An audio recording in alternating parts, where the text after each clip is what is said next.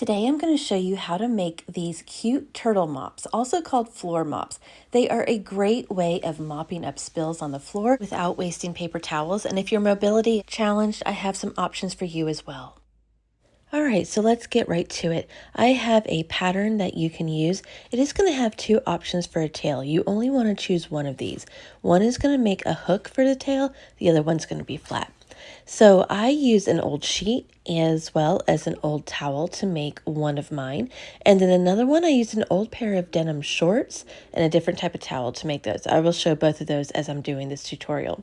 So for the body pattern, you want one of the towel and one of the other fabric for a total of 2 pieces. Now my pattern piece is designed to put on the edge of a fold in your fabric. If that works for you, that is great. If you can't do a fold in your fabric, then just print out that pattern and twice and tape it together. All right, so these are the other little tiny things. I suggest you use them around little bits and pieces of your fabric to maximize their use. So I am going to start cutting that towel for one part of the body. You can use a terry cloth fabric instead of a towel. And then you can use any type of fabric that you want for the top part of the body that I'm cutting out now. I just reused a sheet, but you can make it something pretty. And as I said, like you can make that body pattern into one big pattern. That worked best when cutting it out of shorts. So now we have those 2 body patterns. I have 8 leg patterns, 2 for the head and 2 for the tail. For all of the little legs, head, and tail, you're going to start putting 2 together, and you want the right sides together, and then just start sewing around the edges. I tried to sew as close to the edge as possible while still being able to see the edge, so it kind of ended up being about a 1/4 of an inch seam. As you can see here, I keep lifting the presser foot, and that is to get around the curves that are in the legs and the head. And so keep putting that needle down into the fabric, then lift the presser foot and kind of adjust the fabric is the best way to get around those curves.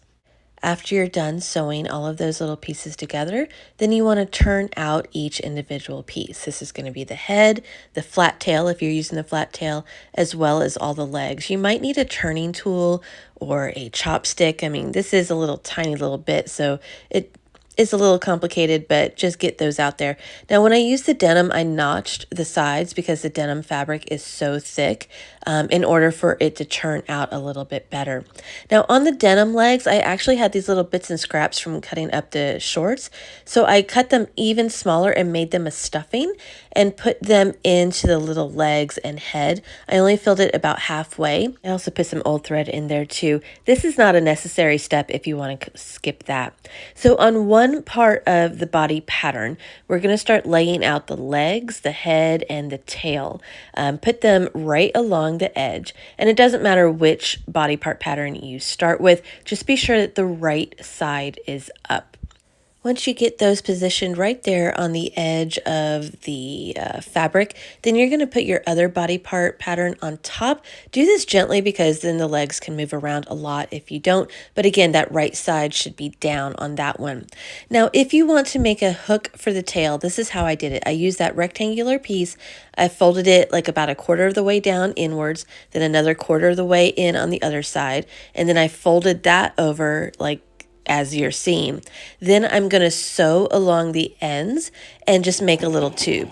You could just fold this in half and sew it and make a tube, but it's going to be hard to turn out. Then once I had that, I put that on like the tail and just kind of loop that inward. Now I made sure to pin down every place where I had the leg, the head, and the tail. If you're using a loop for the tail, then you have 2 places to pin down because this will move around once you start sewing and you don't want to do that. Now keep in mind that if you are using a denim fabric, this is going to be pretty thick with a washcloth or towel, terry cloth, as well as denim. Even if you're using just a cotton fabric, it is going to be thick. So you probably want to sew a little bit slower, move that needle through those multiple layers of fabric a little bit slower so that you don't break it. I used about a 1/4 of an inch to 3/8 of an inch seam. Let's be honest, there's no perfect way to do it that you have to. Just be sure to keep at least 3 to 4 inches open on one side because you are going to use this to turn out the turtle. And you can see all of his little legs and head start to pop out as you turn out this pattern. Now, because it is so thick, you might want to leave a bigger piece that is open. I had a small opening and it took me quite a little while to get this all turned out. And then once you do have them all turned out, be sure to just go along the edges with your fingers and kind of poke all of that out so it's really a flat seam. You can iron it if you want. And then finally, you're going to turn under those unfinished or unhemmed edges and pin those together. And then once they're pinned, we're going to do a top stitch all along the edge of the entire turtle body. This will get those unfinished edges sewn up, as well as putting kind of a decorative touch on top of the turtle, as well as just holding all of those fabric pieces down together so that when you wash these turtles, as you will, that they won't bunch up. I have to say, I'm really happy with how these turned out. They are actually really quick and easy once you have the pattern, and they are so absorbent. I've used them quite often. I will put a link to a pattern in the description and comments below. So stuffing the legs versus keeping them flat, I didn't really notice much of a difference. It's up to you as to how much time you want to spend doing that. But what I did love was the hook option as the tail. I think that came out really great. Now, if you want to add eyes, you can always add buttons. You could draw on with a permanent marker, or as I did, I just used some black thread and made some simple straight stitches across until it pretty much resembled an eye. I didn't really stress about it. I actually used these near the toilet. As you know, there can be spills by the toilet. For anyone with mobility issues, I highly suggest just tying a really long string around the tail, and then that way you can drop down the floor mop onto the floor and then pick it back up without having to bend over. Another option is to add Velcro to the tail, sew that on, then sew it onto the end of a piece of ribbon, and then that way you can detach the ribbon before putting it in the wash.